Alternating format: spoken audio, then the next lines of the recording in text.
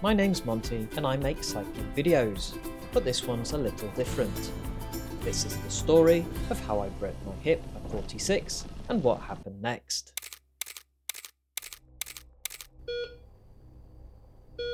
In my local hospital, there's a room before you go into surgery. Nurses check who you are while you're there. I spent 2 hours in that room.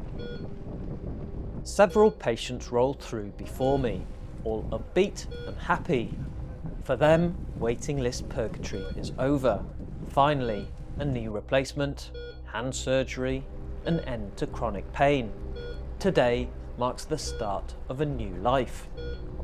I am not upbeat or happy. I have not been waiting for this moment. Until 9:38 AM yesterday, this moment hadn't even crossed my mind. Before 9:38 AM yesterday, I wasn't even aware of this room. At 9:38 AM yesterday, I was knocked off my bike by a flying sheep.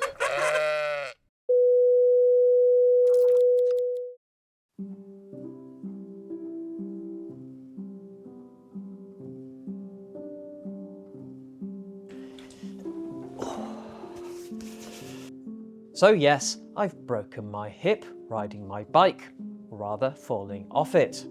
Not that anyone thought I'd broken it at the hospital.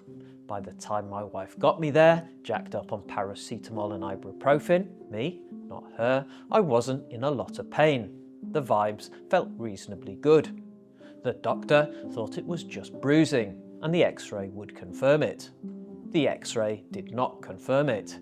Instead, it showed I'd broken my femur at the neck just below the ball of the bone, which is a pretty common break if you're 85, not so much at 46.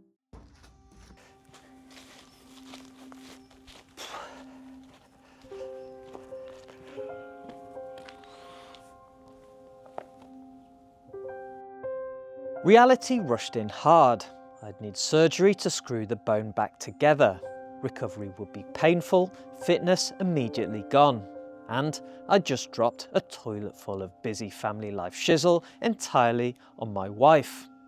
And that's not to mention the uncertainty. If the fix didn't work, I would need a hip replacement, but we wouldn't know this for months.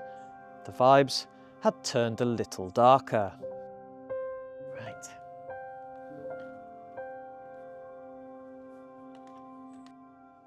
But the operation went well. The hospital physios had me standing the following day. The day after that, with crutches, I could walk and use the stairs. That evening, I went home with a fair amount of metal, a set of crutches, 2 support frames for toileting, and a titanium enhanced hip, which I'd now have to carry up each climb, assuming I'd be able to ride a bike uphill again. The initial period of recovery wasn't too bad. Medication dulled the pain, at least during the day, and apart from some exercises, I didn't have to do anything. But even as the bruising and swelling subsided, the doubts set in. Would I regain full mobility? How long till my leg strength returned? Would normal activities, kneeling, putting on my socks, the pelvic thrust, always cause pain? And was I doing the right things? Was I exercising enough? Should I push more? Or was I doing too much, risking further damage? I needed help. Luckily, we know an excellent sports physio through my daughter's gym club. It was a sports injury. I wanted to recover like an athlete, obviously. Now steady yourself for a non-profound insight. Seeing a specialist physio early in my recovery was a great decision. The session allayed my immediate fears. He was confident I could regain fitness and mobility. I could and I should be doing exercises to get the muscles working again. He described what else would be damaged in addition to the bone, which explained why one leg, uncomfortably, felt longer than the other, and why I stood on the wonk.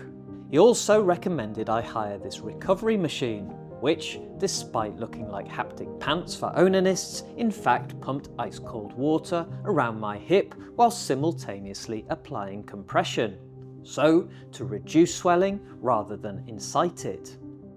And the progress resumed. I focused on doing the exercises, resting in between, quality time with the ice pump.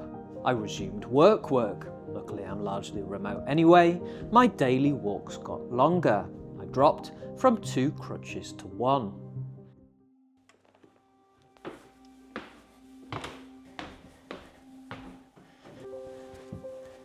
But I still wasn't sleeping well. No matter my progress through the day, I struggled at night. Despite the strong painkillers consumed, I couldn't find a comfortable position. Sleep came in 2-hour stints. What sleep I had was low quality. Whilst I doubt the precision of Garmin's body battery feature, the trend, if we can call flatlining a trend, mirrored how I felt. As a middle-aged man, waking with one muscle below the waist tensed is a triumph. Waking with all of them tensed is a nightmare. Each day I woke up exhausted. I took hours getting out of bed. I had to crank myself into action with strong coffee and amphetamines. By lunchtime, I could barely string 2 thoughts together. I still excelled at my day job though, in case my boss is watching. Talking of job, or the home office where I mainly do it from, that's where I also have my indoor trainer. I would find myself gazing at it, wondering if I'd ever be able to crank my leg to mount it, never mind rest my bionic hip on the narrow saddle or get my flaccid muscles turning the pedals with my former joie de vivre. For someone at the sanguine end of the level-headedness spectrum, I guess I was at a fairly low ebb. This video is brought to you by Sheep. If you are looking for a random woolly obtard to jump chest high at you, knocking you to the ground with such force that you break one of the strongest bones in your middle-aged body, can I recommend Sheep? 100% of farm vets that ride with me confirm that sheep are totally devoid of brain power. Sheep are supremely robust. After committing random acts of stupidity, you can rely on Sheep to walk away totally unscathed. If you want a catastrophic incident with a sheep, use my link in the description. Once again, thank you to Sheep for helping make this video possible.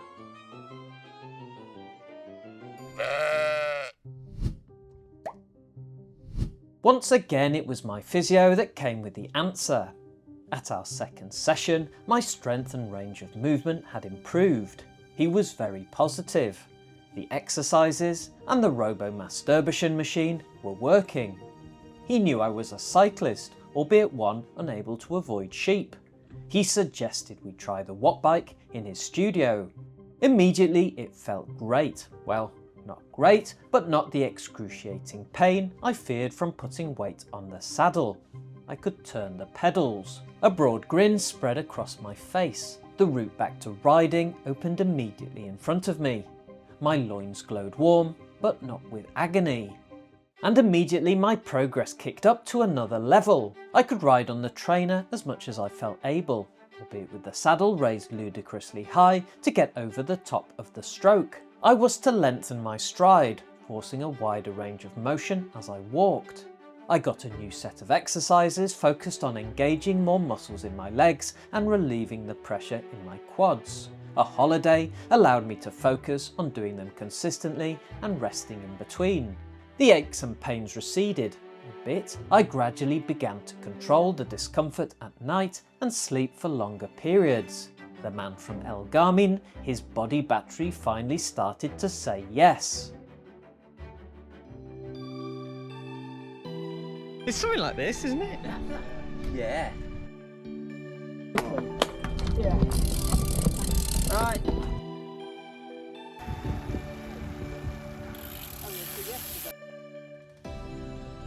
On Monday the 25th of August, 8 weeks exactly after my surgery, I made it back onto my bike. My 2 wife-mandated chaperones were no doubt bored with the sedate pace. There's a definite element of cowboy style to my stroke. But at least I was turning the pedals.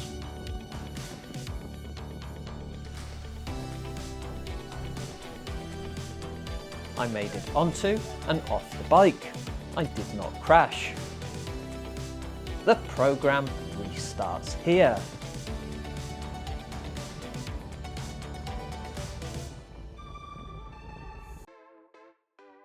Stardate September the 4th, Captain's Log. Manually lowered FTP to a guess, 180 watts, did a level 1 workout on Zwift, turned out to be full of inspiring messages for pregnant women. But, like women with child, I too felt it was important not to get too hot. Managed to dismount without needing my step, though I'm pretty sure it wasn't on my usual side. There's still a long way to go. If blood flow hasn't returned to the femur head, and we won't know for 12 to 18 months, I'll be staring down the barrel of a full hip replacement, which doesn't feel like a good thing. But the signs, like the vibes, are positive, and we'll climb that col if we get to it. In the meantime, walking can still be painful. My gait is that of an arthritic orang-utan. I still can't put on my left sock, and my fitness is in the hole. But weirdly, I'm looking forward to the build. It seems that progress is satisfying whatever level you start from. That said, I've got a Mallorca trip in April next year. Vague platitudes won't help halfway up Sacalobra, so for now I'm rebuilding leg strength, hip movement, overall flexibility. But let's daub some inspirational white graffiti on some newly laid tarmac. I'm not chasing the old version of Mont. I'm building a new one, a better one, forged in the crucible of suffering, honed in the pain cave of paracetamol. Like no Mont you've seen before. Endgame. Final boss. Titanium Mont.